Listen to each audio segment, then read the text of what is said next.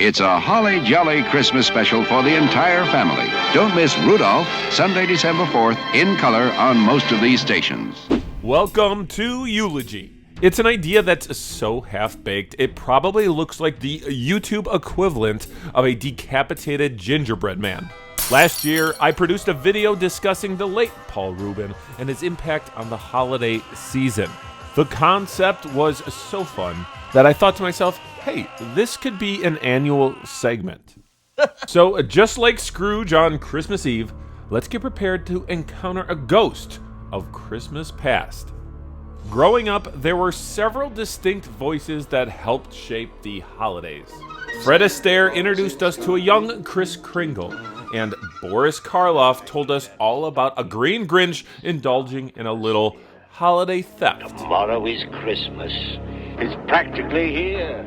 But who among us could forget about my personal favorite, Sam the Snowman, from the Christmas classic Rudolph the Red-Nosed Reindeer. Rudolph became a pop culture icon in the year of 1939 as part of a book published by Montgomery Ward. Over the next couple decades, the story was adapted into animation, comic books, Viewmaster reels, and of course, into music. Then in 1964, Rankin Bass Studios gave us what is likely the most infamous version of the Red-Nosed Reindeer. Other festive characters included the adorable Doe Clarice, Yukon Cornelius, and Bumble the abominable snow monster. But who could forget about the Arctic crooner voiced by the talented Burl Ives? Join our Rudolph storyteller, BURL IVES, and the entire cast in wishing you all a very merry holiday season. I think a lot of children grew up listening to Burl Ives without even knowing it. During his early career, he could even be heard on the radio singing all kinds of traditional folk songs. Walt Disney recognized the performer's talent and hired him to appear in the 1948 live-action animation hybrid So Dear to My Heart. In the film, Ives sang Lavender Blue, a song so well received it would even earn an Academy Award for Best Original Song. Working for Disney would be Burl Ives' big break. After that, he continued to pursue a career on film and produced several albums. His fan base continued to grow and even included a young Jim Henson. When she's happy, how she smiles. You see teeth for miles and miles, and tonsils, and spare ribs, and things too fierce to mention. Burl Ives continued his collaboration with Disney. In 1963, he appeared in Summer Magic. That same year, Disneyland Records published Animal Folk. He could even be heard in the Disneyland theme park since he voiced Sam the Eagle in the classic attraction America Sings. Ives' music was especially popular with children, as well as the young at heart. That might be why the folks at Nickelodeon were inspired to parody the Big Daddy's Balladeer. Good old Stinky Wizzleteats was a somewhat disturbing variant of Burl Ives, the kind you might want to avoid when exploring the Yuletide multiverse. If you grew up with the Ren and Stimpy show, you may remember the final episode of the series, which describes the holiday of Yaxmas in song. St. Wizzleteats travels from the West Pole Motel in his souped-up sausage cart in order to leave meat byproducts and pre-chewed gum for all the boys and girls on his list. Stinky Wizzleteats is also responsible for one of the catchiest tunes of the 90s. Happy, happy, joy, joy. And you know what? I don't think it's unfair to say that Stinky Wizzleteats does sound like an over-exaggerated version of Burl Ives. This is a song about being happy. That's At right. least, that's my opinion. You can judge for yourself. Hey, I just came back from a lovely trip along the Milky Way. I don't think you're happy enough. That's right. I called on dear old Santa Claus just to see what I could see. I'll teach your grandmother to suck eggs. On their way home, the inquisitive Ewoks decide to investigate the strange object Deej spotted from the sky. Long before Disney purchased Star Wars from George Lucas, Burl Ives took a trip to the forest moon of Endor for a caravan of courage. That's right, Burl Ives lent his voice for an Ewok adventure. The narration in this TV special is without a doubt my favorite part, and I kind of wish Burl Ives could have done something similar for the original trilogy. Deej will use his skin glider to search for his missing sons. Wicket, the youngest, is told he must stay behind. To a world of wonder and magic, the ultimate in adventure. A new dimension in excitement. Lucasfilm's The Ewok Adventure at 8, 7 Central. Hello and welcome, Padawans. I'm Bert the Stormtrooper, and I'm here to bid farewell to one of pop culture's most memorable voices, James Earl Jones. If you're a Star Wars fan like myself, then you were likely heartbroken to hear about the passing of James Earl Jones this last September 9th, 2024.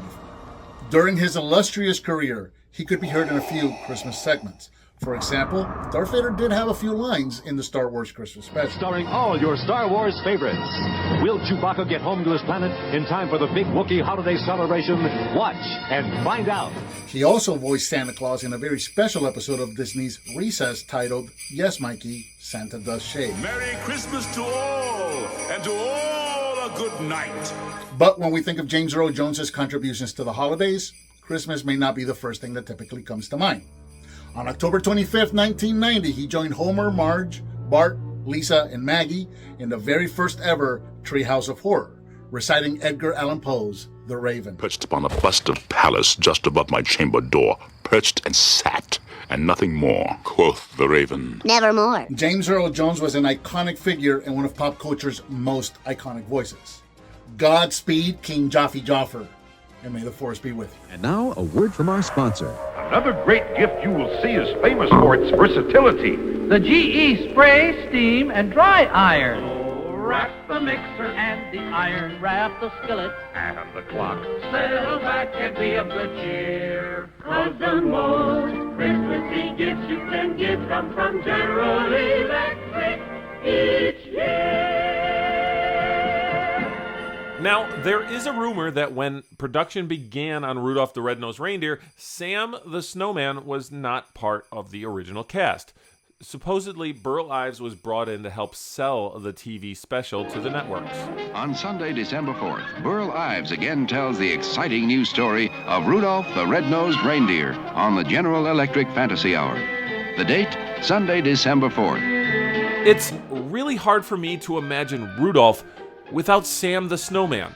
Like, imagine the film without silver and gold decoration. It just wouldn't have been the same without Burl Ives' vocals. Rudolph the Red-Nosed Reindeer became one of the most popular and long-running TV specials of all time. It always kind of felt like Sam the Snowman was almost reincarnated in 1976 as GB the Bunny in The First Easter Rabbit. Even though the film was released in April, it still gives off some serious Yuletide vibes. You know all about Christmas and Christmassy things. Like how Santa came to be, Frosty, and Rudolph who guided the sleigh. But how about that rabbit who comes every Easter day? For those of you who don't remember, Stuffy the Rabbit is a Christmas gift who wound up traveling to Easter Valley in the North Pole. He even meets Santa Claus.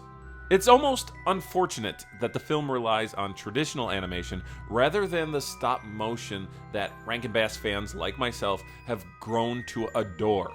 That's not to say it doesn't look spectacular, just my favorite Rankin Bass film projects are always stop motion. No offense to the Thundercats. Oh, and while we're on the topic, this one's for all the stop-motion fanatics out there. How many of you people remember the fantastic Mr. Fox? Wes Anderson does a great job of showing respect to his predecessors like Jules Bass and Arthur Rankin Jr. Plus, the 2009 film even includes not one, not two, but 3 classic Burl Ives tracks. On April 14th, 1995, Burl Ives died of oral cancer at the ripe old age of 85. His wife Dorothy and his 3 stepchildren remained by his side until the performer's final breath. He remains one of the world's most beloved singers of folk songs, helping to preserve our American heritage. As the holiday season draws close, be sure to put aside some time to visit the North Pole and say hello to our good friend Sam. And now that our video has come to a close, please leave us a like so our Christmas tree glows. Subscribe is a button you should also click to be on the good side of Jolly St. Nick. May the season be festive, merry and bright. Merry Christmas to all, and to all a good night. Now, before you go, let's all thank our friend Bert the Stormtrooper for his holiday SnowBituary for James Earl Jones. Please head over to his YouTube channel and wish him a happy holiday.